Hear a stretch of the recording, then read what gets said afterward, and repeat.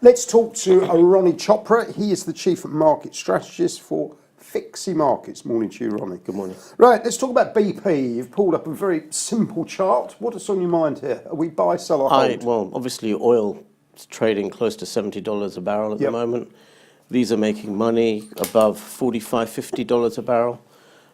They're awash with cash. They've obviously had a turbulent, 7 years since Deepwater Horizon disaster took place, and they've given over $60 billion in compensation, which would kill many a company, but BP's still there. BP's making a lot of money at the moment. The shares, obviously, from earlier this year, from September, they've picked up from 440 to a current price around the 520p mark. So they had a pretty good run tracking the oil price, but there's still, I think there's still a lot of value in there. They're very undervalued compared with their US peers, which are on far higher price-earnings ratios. Obviously, they've had a decent run, but I think they've still got a long way to go, because going back 15, 20 years ago, these are trading at £6 or £7 a share.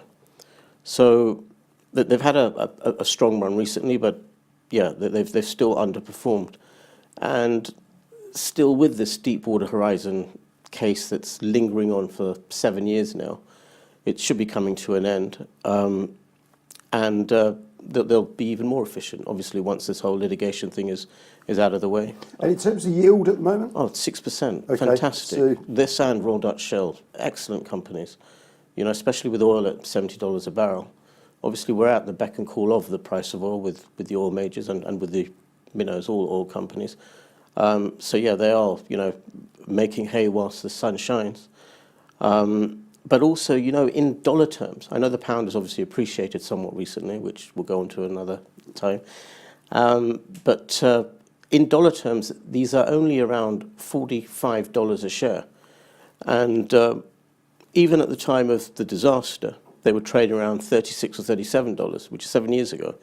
So they haven't really gone up that much in dollar terms. Fine, in sterling, it's more apparent. But these are generally, it is called BP, but there are more US shareholders than UK shareholders. Right. So they are basically an American company, all but in name. Right.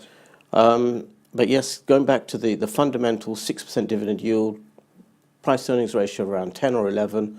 If the price of oil continues to stay at these levels, they are a money-making machine.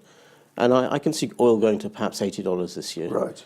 And then I think we'll struggle a little bit, because all the hype, whether it's hype or not, the electric cars are going to come into play in a big way.